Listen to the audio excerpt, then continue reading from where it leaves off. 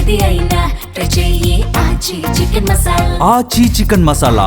మత సామరస్యానికి ప్రతీకగా నిలిచిన నెల్లూరు బారా షాహిద్ దర్గా రొట్టెల పండుగ ప్రారంభమైంది.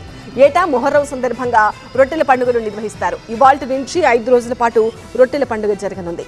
ఇప్పటికే భక్తులకు అవసరమైన అన్ని ఏర్పాట్లు పూర్తి చేశారు.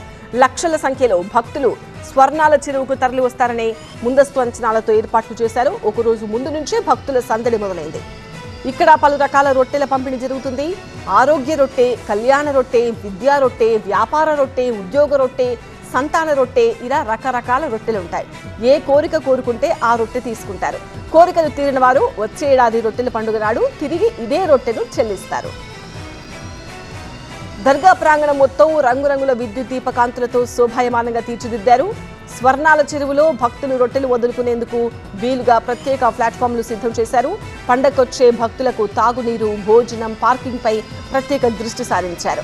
బారా షాహిద్ దర్గా రొట్టెల పండుగలో భక్తులకు ఎలాంటి ఇబ్బందులు లేకుండా చూడాలని మంత్రి నారాయణ, రూరల్ ఎమ్మెల్యే కోటంరెడ్డి శ్రీధర్ రెడ్డి అధికారులను ఆదేశించారు.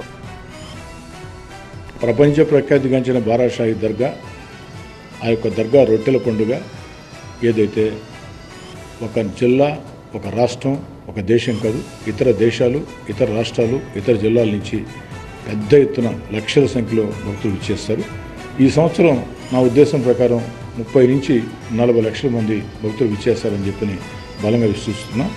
ఆ వచ్చిన భక్తులకి ఎక్కడా ఎలాంటి ఇబ్బంది లేకుండా అటు దర్గా సందర్శనలో కానీ కోరిన కోరికలు తీరాలని, తీర్చుకోవాలని, ఏదైతే ఆకాంక్షలు నెరవేర్చుకోవాలని ఒక భక్తి విశ్వాసాలతో ఆ స్వర్ణాల చెరువులో పట్టే ఆ యొక్క రొట్టె వీటన్నిటికి కూడా ఇప్పటికే ప్రారంభమైపోయి ఇంకా కూడా భవిష్యత్తులో అంటే రాబోయే 10 రోజులు కూడా ఇదే విధంగా పెద్ద ఎత్తున భక్తులు ఇచ్చేస్తూ ఉంటారు.